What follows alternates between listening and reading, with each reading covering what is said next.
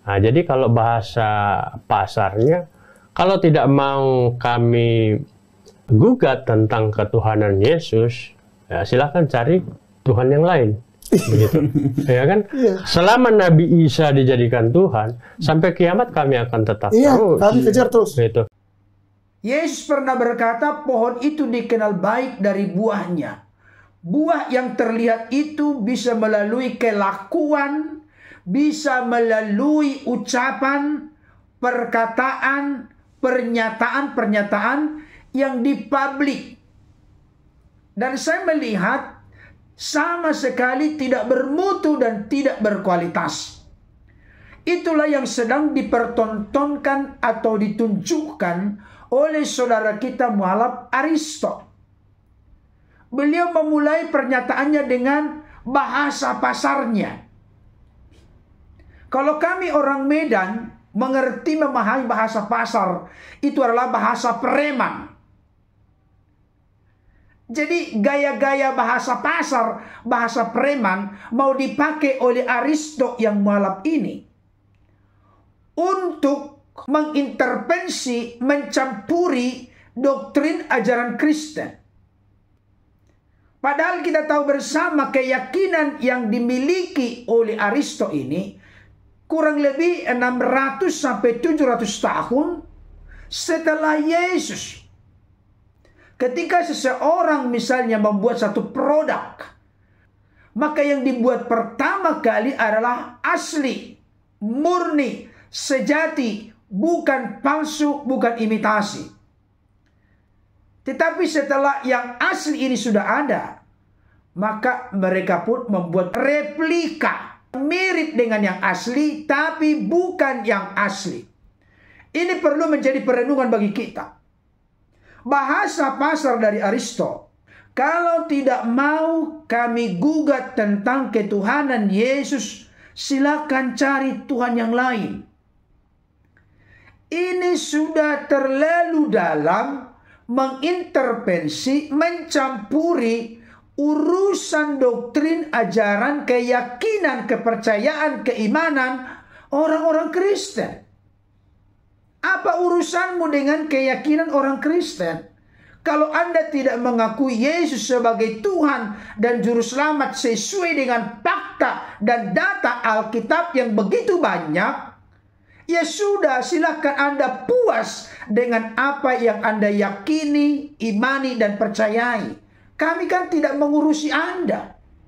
Silakan saja, kalau Anda mau mengimani, mempercayai keyakinanmu yang ada sekarang sampai kau mati, silakan. Kita menghargai itu. Tapi kalau Anda menggugat tentang ketuhanan Yesus, siapa Anda? Kapan Anda lahir di dunia ini? Apa otoritas dan pengaruh Anda menyimpulkan demikian mau menggugat? Dan gugatan Anda itu efektif sampai di mana? Inilah yang disebut dengan tong kosong nyaring bunyinya.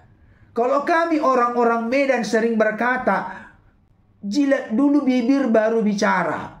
Dalam itu pengertiannya, pikir dulu matang-matang, pikir dulu sungguh-sungguh, pikir dulu masak-masak, baru kita berucap, bertutur kata. Ini baru orang yang memiliki hikmat. Tapi kalau hanya bocor mulut ember, ngerocos terus, tapi apa yang diungkapkan? Sesuatu yang dangkal, miskin, salah, keliru, dan menyesatkan. Buat apa berkoar-koar tapi nggak ada mutu, nggak ada kualitasnya sama sekali. Saya menyampaikan ini bukan dengan kemarahan, tapi dengan sebuah ketegasan. Model seperti mualaf Aristo ini sangat keterlaluan. Bagaimana kalau misalnya saya berkata, kalau tidak mau kami gugat tentang kenabian dari nabimu, silakan cari nabi lain.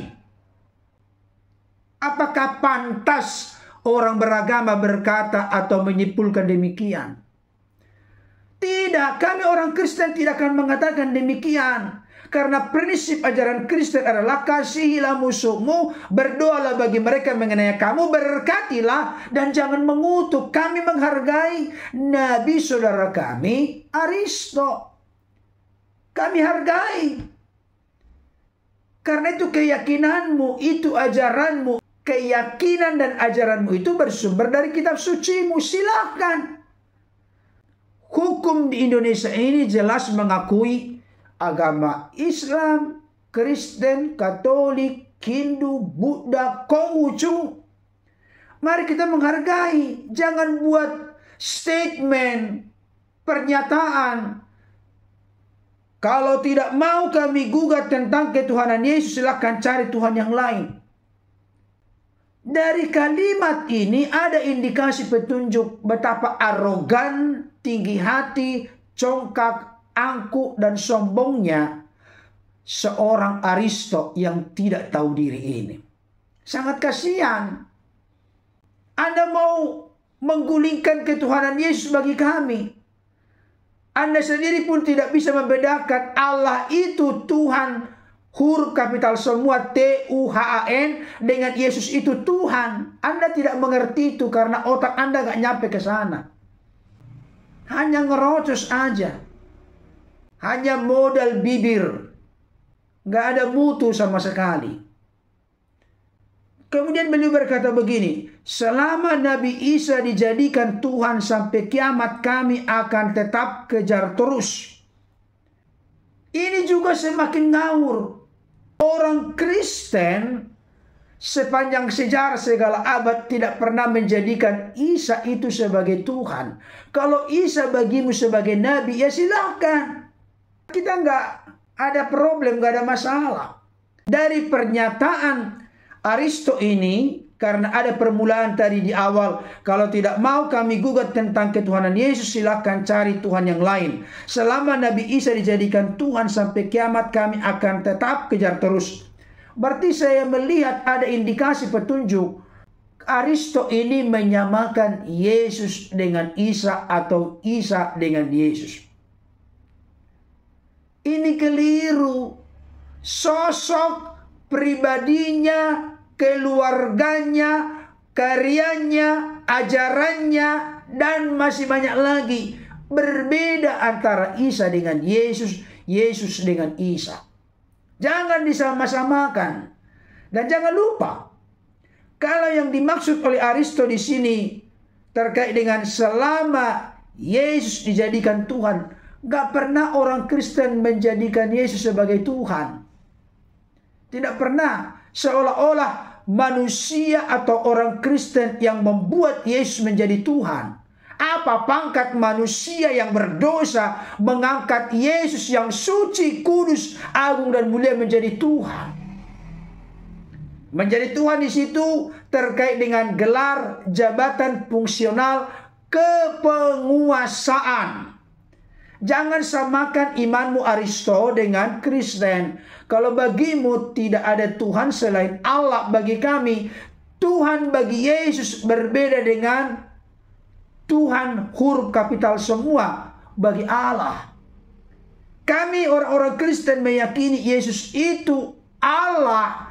Kalau sesuai dengan pola pikirmu, Yesus itu Tuhan atau Allah, bukan dalam keadaannya sebagai manusia yang dilahirkan oleh Bunda Maria 33,5 tahun di dunia ini. Bukan itu yang diyakini, dipercayai oleh orang-orang Kristen sebagai Tuhan atau Allah seperti pola pikirmu.